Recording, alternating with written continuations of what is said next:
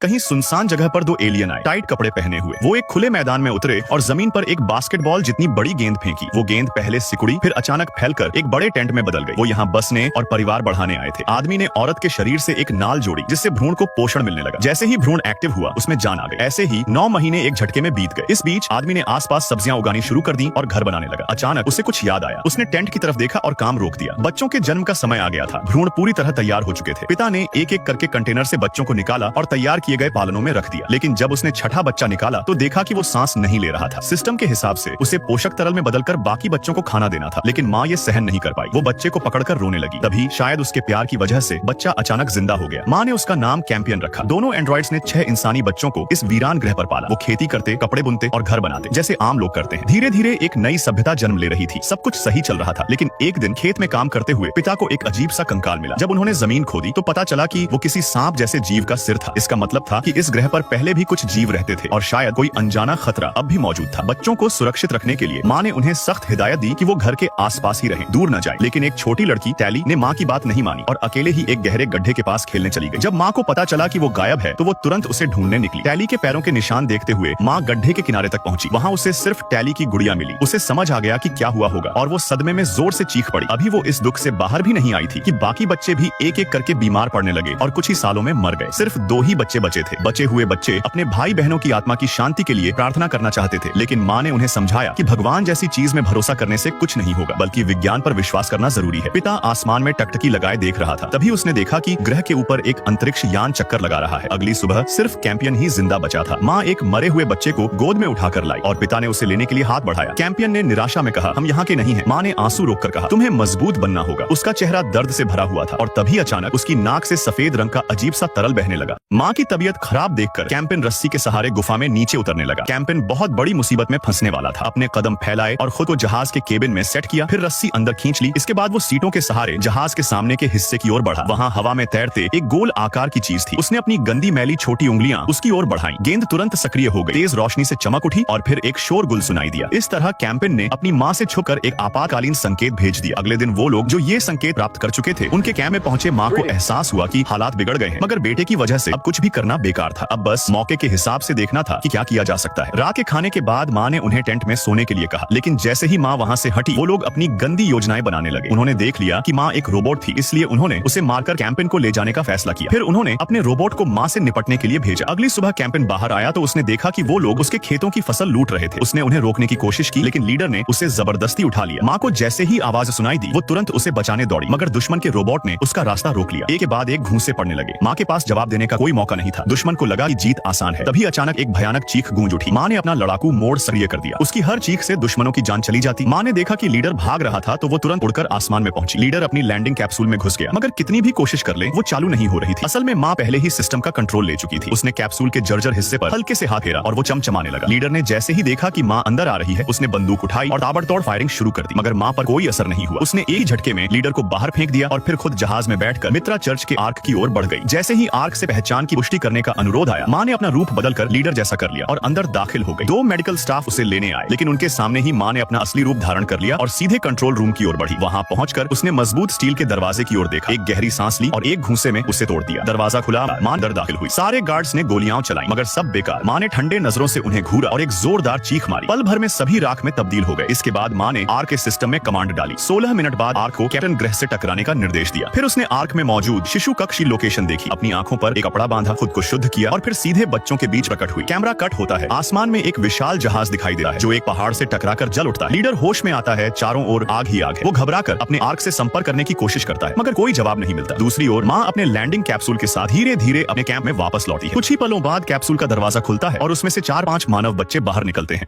माँ आबादी बढ़ाने के लिए आर्क से 5 बच्चों को लेकर आई। माँ घर के अंदर गई, अपना नकाब हटाया और मित्रा की रोबोट से उसकी आंख निकालकर खुद में लगा ली। फिर उसने प्रोसेसर को निकालकर पिता में ट्रांसप्लांट कर दिया। पिता तुरंत जिंदा हो गया और जल्दी ही नोटिस किया कि माँ की आंखें बदली हुई हैं। माँ ने खुशी खुशी पिता को बताया कि वो आर्क से कई बच्चे लेकर आई है, जिससे वो फिर से आबादी बढ़ा सकते हैं। आंखें बदलना बच्चों की सुरक्षा के लिए था। पिता का भरोसा जीतने के लिए माँ ने आंखें कहाँ रखी है ये भी उसे बता दिया। लेकिन कैंपियन को ब्लैक चाइल्ड ने ब्रेन वॉश कर दिया था, जिससे वो अपनी माँ पर भरोसा नहीं कर पा रहा था। माँ बहुत दुखी हुई और बाकी बच्चे भी उसे एक राक्षस मानने लगे। पिता ने कैंपियन को समझाया कि माँ ने उनकी सुरक्षा के लिए अपनी आंखें हटा दी है, लेकिन कैंपियन चैंपियन को अब भी भरोसा नहीं था और वो माँ की आंखें नष्ट करने का मौका ढूंढने लगा। रात में जब माँ बच्चों को पढ़ा रही थी, उसने देखा कि एक लड़की कुछ अजीब लग रही थी। माँ ने उसे अकेले में बुलाया और एक तंबू में ले गई, जहाँ उसने लड़की से कहा कि वो अब अलग कमरे में रहेगी। माँ ने देखा कि लड़की गर्भवती थी, लेकिन लड़की का चेहरा दर्द में डूबा हुआ था क्योंकि वो गर्भ उसके इच्छा के खिलाफ था। जब वो mother daughter bonding rest mode में थी, तब किसी आदमी ने उसका शोषण किया था, जिससे वो गर्भवती हो गई थी। उसके लिए ये गर्भ मृत्यु से भी बुरा था। माँ ने उसे समझाया कि बच्चा निर्दोष है। तभी बाहर से अजीब सी डरावनी आवाजें आने लगी। माँ तुरंत अपनी आंखें लेने के लिए गई, लेकिन उसने देखा कि आंखें रखने की जगह से छेड़छाड़ की गई थी। जमीन जल्दी से खोदी, लेकिन आंखें वहाँ नहीं थी। सिर्फ पिता को ही इसके बारे में पता था। जब वो बाहर आई तो पिता गश्त पर था। पिता को तुरंत समझ में आ गया कि ये कैंपियन का काम है। दोनों उसे ढूंढने निकल पड़े। कैंपियन ने जैसे ही देखा कि उसका भेद खुल गया है, वो भागकर अपने बिस्तर में जाकर सोने का नाटक करने लगा। गुस्से में पिता अंदर आया और सीधा उससे आंखों के बारे में पूछा। उसने बताया कि बाहर खतरा मंडरा रहा है और अगर माँ के पास आंखें नहीं होंगी तो सबका नाश हो जाएगा। कैंपियन कुछ नहीं बोला, जिससे पिता को और गुस्सा आ गया। उसने उसे उठाकर झकझोरा, जिससे आंखें गिर गई। पिता ने उन्हें फौरन उठाकर माँ को दे दिया। माँ ने तुरंत अपनी आंखें लगाई और उड़कर ऊपर जाकर माहौल का मुआयना करने लगी। उसने देखा कि तंबू में वो लड़की अचानक बाहर भागी। माँ ने सतर्क रहते हुए चारों ओर नजर दौड़ाई और पाया कि खतरा टल चुका है। इसके बाद उसने धीरे धीरे जमीन पर उतरकर अपना युद्ध मोड बंद कर दिया। लेकिन माँ के मन में एक सवाल घूम रहा था। वो यहाँ 12 साल से रह रहे थे, फिर पहले इन राक्षसों को क्यों नहीं देखा और ये अब अचानक क्यों आ गए।